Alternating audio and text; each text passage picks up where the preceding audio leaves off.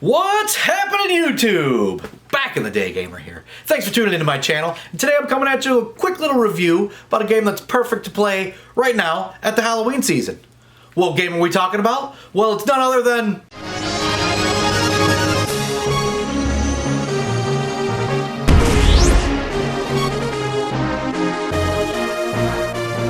Well, you read the thumbnail and clicked on it, so you know we're talking about Monster House on the Game Boy Advance. I know this game was ported to many systems, but this is the only version I've played, so that's why we're going to talk about it. So this game is taking you back to 2006. I was 28 years old then. Now, I didn't find this game until I was about 38. Yeah, I'm old, and I still play video games. But it wasn't until a couple years back when Dongled did a Dude You Haven't Played This Game Yet review on this one. I happened to watch it and immediately knew I'd like this game because it looks fantastic. So I ordered it and set it aside to be played on a future Halloween video. So finally, here we are. This game's kick-ass. It's basically like the Disney version of Resident Evil. It's a top-down action-adventure game with lots of puzzle-solving elements in it, which normally I'm not a fan of, but for some reason I just had fun with it in this one. Like I said, it's basically Resident Evil PG-ified. The movie just popped up in my Netflix queue, so I actually watched it. It reminded me I had the game, so just having seen the movie, the game is actually somewhat true to the source material. Which, by the way, isn't a bad movie at all. Even if you're 43, you can have a good time watching it. We're not going to get too much into the actual movie, but it has a really weird premise, but turns out a good watch, like I said. Aside from being a PG-ified Resident Evil, this game reminds me a lot of the Luigi Mansion 3 that I played on Switch. But in Monster House, you got water gun instead of vacuum cleaner. You know, you make your way through the building, except it's a house instead of a hotel. The soundtrack itself is really good. Just fits right into the theme of this movie. And I know I've said many times before that I'm not a big video game soundtrack kind of guy, because usually I'm jamming some 80s rock. But it being the Halloween season, I've been playing this game at night in the dark, so the spooky themed soundtrack really fits in. Another really good thing about this game, even though I've been playing it on the big screen, is it's actually a handheld.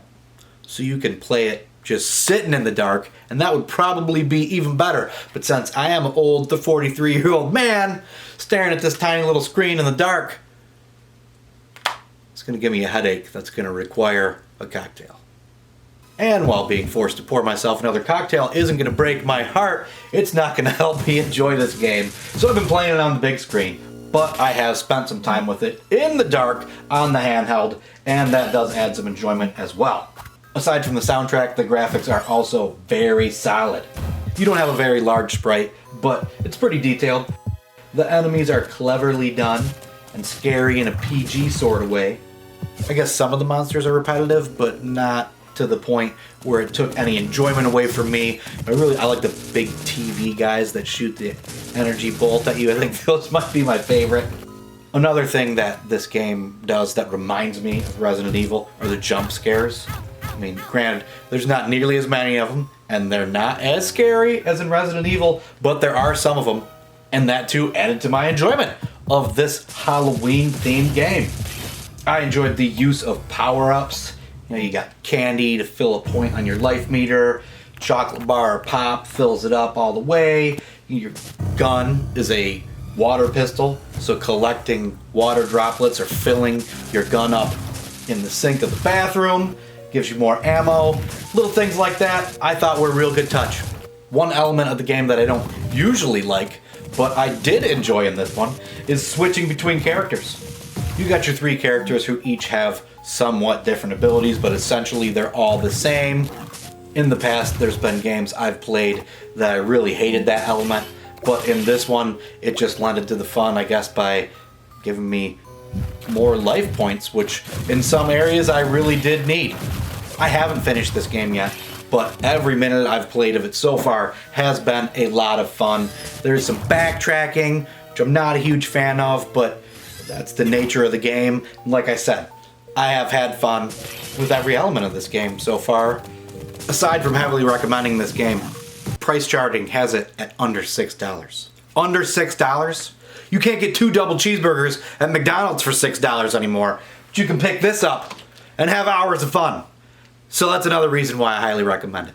We're going to cut it there because, as I said, this isn't a really in-depth video. It's just a quickie review to get it out there. So hopefully you have time to spend $6 on picking up this gem and playing it and getting some more enjoyment out of your Halloween season. If you want to see more, I'll put a link below into Dongle's video because he and Russ Lyman put on a good one.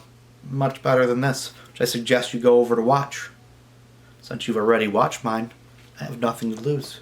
Thanks for tuning in to my channel. Like, comment, subscribe, all that jazz. Happy Halloween. Until next time, keep it retro. How's that for a thumbnail?